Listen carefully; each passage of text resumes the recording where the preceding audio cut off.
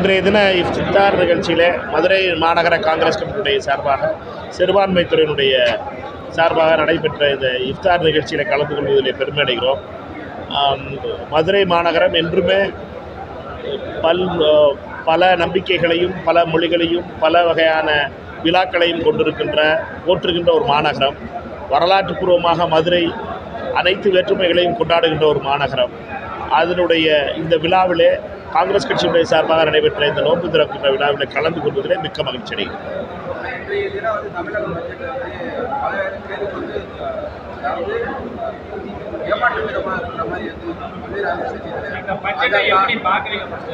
இந்த பட்ஜெட் வளர்ச்சி சார்ந்த பட்ஜெட். தமிழகத்தினுடைய வளர்ச்சியிலே அடுத்த அடியை எடுத்து வைத்திருக்கிறோம். தமிழகத்தினுடைய கடந்த ஆண்டுகளிலே நடைபெற்ற வளர்ச்சியினுடைய அந்த பாதையிலே அடுத்த அடியை எடுத்து வைத்திருக்கிறோம். அதுவும் குறிப்பிட்ட விதத்தில் மீண்டும் லேப்டாப் கொடுக்கின்ற பெண் குழந்தைகளுக்கு மாணவிகளுக்கு 20 லட்சம் லேப்டாப் கொடுக்கப்படும் என்ற அந்த செய்தி மகிழ்ச்சி அளிக்கிறது. அதே போல் வடக்கு மற்றும் மேற்கு மண்டலம் வளர்ந்து வருகின்ற நிலையிலே தெற்கு மற்றும் கிழக்கு மண்டலங்களுக்கு உரிய தொழில் வாய்ப்புகளை கொடுப்பதற்கான சிப்காட் புதிதாக துவக்கப்பட போகின்ற சிப்காட் போன்ற முடிவுகள் மிகவும் பாராட்டுக்குரியது. தென் தமிழ்நாடும் கிழக்கு மண்டலமும் சேர்ந்து வளர வேண்டும் என்ற அந்த உள்நோக்கிய பட்ஜெட்டாக இதை பார்க்க வேண்டும். இந்த பட்ஜெட் யாரையும் விட்டுக் கொடுக்காமலும் அனைவருக்குமான பட்ஜெட்டுமாக திகழ்கிறது.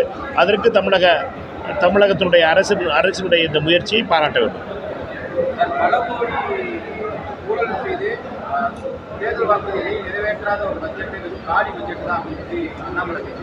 அண்ணாமலை பட்ஜெட்டை படிக்காமலே பேசுவார். அண்ணாமலையோட பஞ்சாயத்து என்னென்னா பட்ஜெட்டை படிக்கிறது கிடையாது. பட்ஜெட் கவரை முன்னாடி பின்னாடி பார்த்துட்டு வந்துட்டு ஒன்றும் இல்லைன்னு சொன்னீங்கன்னா 20 லட்சம் பேருக்கு கம்ப்யூட்டர் கொடுக்குறோம், லேப்டாப் கொடுக்குறோம்னு சொல்கிறாங்க, அது காலி பட்ஜெட்டா? அல்லது சிப்காட் ஆரம்பிக்கிறோம்னு சொல்கிறாங்க, அது காலி பட்ஜெட்டா? அல்லது ரோடு போடுறோம்னு சொல்கிறாங்க 300 கோடி ரூபாய்க்கு மதுரை மாநகரில், அது காலி பட்ஜெட்டா? ஒன்றுமே தெரியாமல் தலையை மட்டும் ஆடிக்கிட்டு இருக்க அண்ணாமலை அவர்களை பொறுத்த மட்டும் எதை பார்த்தாலும் எது செஞ்சாலும் குறை சொல்கிறதுக்கு நியாயம் இல்லாது. எங்களை பொறுத்த மட்டும் நிர்மலா சீதாராமன் அவருடைய பட்ஜெட்டை நாங்கள் ஒன்றும் வெறும் பட்ஜெட்னு சொல்லலையே. நிர்மலா சீதாராமன் தமிழ்நாட்டுக்கு எதுவும் கொடுக்கல, தமிழ்நாட்டுக்கு சிறப்பு நிதிகள் கொடுக்கலங்கிறத சொன்னோம். பீகாரை பற்றி சொன்னாங்க நிர்மலா சீதாராமன், ஆந்திராவை பற்றி சொன்னார்கள், ஆனால் தமிழ்நாட்டை பற்றி சொல்லணும்னு சொன்னோம். அப்படி ஆக்கப்பூர்வமான பேச்சு பேசுகிற அண்ணாமலை அவர்களை பொறுத்த மட்டும் அண்ணாமலை அவரை பொறுத்த மட்டும் அவர் வெறும் அட்டையை பார்த்துட்டு மட்டும் அரசியல் பண்ணுற தலைவராக இருக்கார். தேர்தலுக்கு ரொம்ப நாள் இருக்குது. தேர்தலுக்கு ஏறக்குறைய தமிழ்நாட்டில் உங்களுக்கு தெரியாது கிடையாது. தமிழ்நாட்டில் கூட்டணிகளை பற்றி பேசுகிறதுங்கிறது அது வரைக்கும் கூட்டணி தேர்தல் கூட்டணி என்பது ஜனவரி பிப்ரவரியில் தான் கட்சிகளுடைய நிலைகள் மாறும். பாஜகவுடைய நிலையாக இருந்தாலும் சரி, அதிமுகவுடைய நிலையாக இருந்தாலும் சரி, தவேகாவினுடைய நிலையாக இருக்கட்டும், மற்ற கட்சிகளுடைய நிலையாக இருக்கட்டும், இதெல்லாம் அந்த நேரத்தில் தெரிய வரும். எங்களை பொறுத்த மட்டும் இந்த கூட்டணி இந்தியா கூட்டணி என்பது ஒருமுகத்தோடு செல்ல வேண்டும். ஒருவரை ஒருவர் மதிக்கின்ற கூட்டணியாக இந்த கூட்டணி இருக்க வேண்டும்.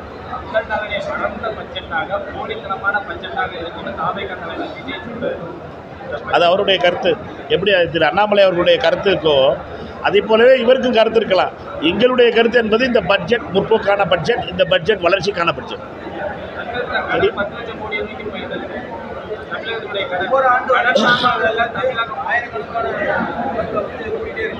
4 லட்சம் 2016க்கு அப்புறம் 16 வரை தமிழ்நாட்டினுடைய பட்ஜெட் 14 வரை இருக்கின்ற பட்ஜெட்டில் தமிழ்நாட்டினுடைய கடன் என்பது 3 லட்சம் கோடிக்கு இருந்துச்சு.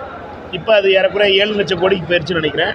ஆனால் கடன் வாங்க வேண்டிய சூழ்நிலையில் இருக்க வேண்டியிருக்கு. ஏனென்றால் தமிழ்நாட்டினுடைய மிக முக்கியமான திட்டங்கள், அது மெட்ரோ திட்டங்களாக இருக்கட்டும், அல்லது ரயில் மற்ற திட்டங்களாக இருக்கட்டும், சாலை திட்டங்களாக இருக்கட்டும், இதற்கு மாநில அரசு போதிய நிதி கொடுப்பதில்லை. மாநில அரசு நிதி கொடுக்கலன்னு சொல்லிக்கிட்டு இருக்கிறத விட நம்முடைய ஜிஎஸ்டி பங்கை எடுத்துக்கொள்ள போவர்கள் கொடுப்பதில்லை. நிதியை நம்மளுடைய பங்கை கொடுக்கறது கிடையாது. கொடுக்கலன்னு சொல்லி நிப்பாட்ட முடியாது. அதற்காக கடன் வாங்கியாவது வளர்ச்சியை செய்ய வேண்டிய நிலையில் தமிழ்நாடு அரசு இருக்குது.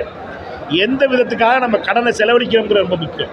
நம்ம கடனை வாங்கி விழாக்கள் கொண்டாடிக்கிட்டு இருக்கோமா, கடனை வாங்கி நம்ம ரோடு போடுறோமா, பெரிய திட்டங்கள் கொண்டு வர்றோமாங்கிறது ரொம்ப முக்கியமானது.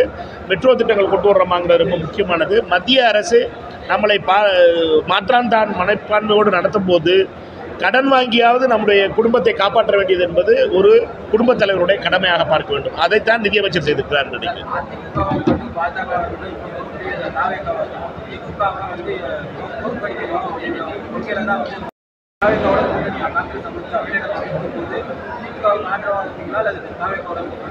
நீங்கள் அதெல்லாம் அப்போ ரொம்ப பார்த்துல ஜனவரியில் பேச வேண்டிய பேச்சு இப்போ நான் ஹோலி அன்னைக்கு பேசிக்கிட்டு இருக்கேன்.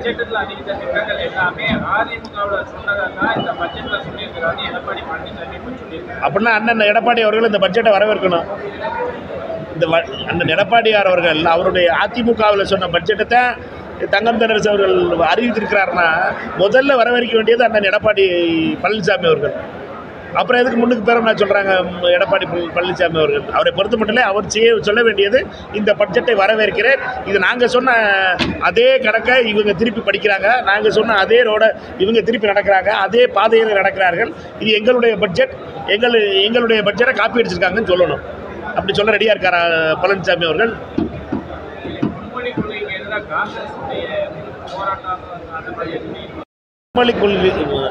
இருமொழி கொள்கை மும்மொழி கொள்கை பாஜகவுடைய மும்மொழி கொள்கையை பொறுத்தவரையிலும் தமிழகத்தில் இருமொழி கொள்கை வரவேற்கிறதும் தமிழ்நாடு காங்கிரஸுடைய பார்வை என்பது வேறு.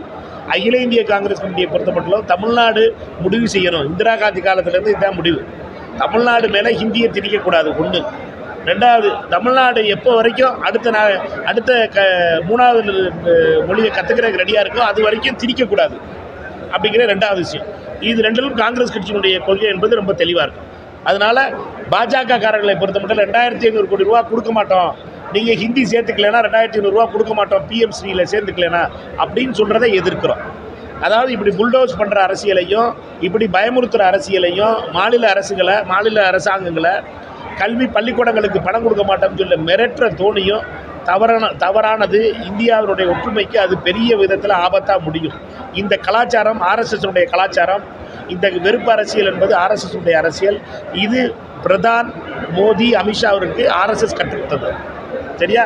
ரைட், மகிழ்ச்சி.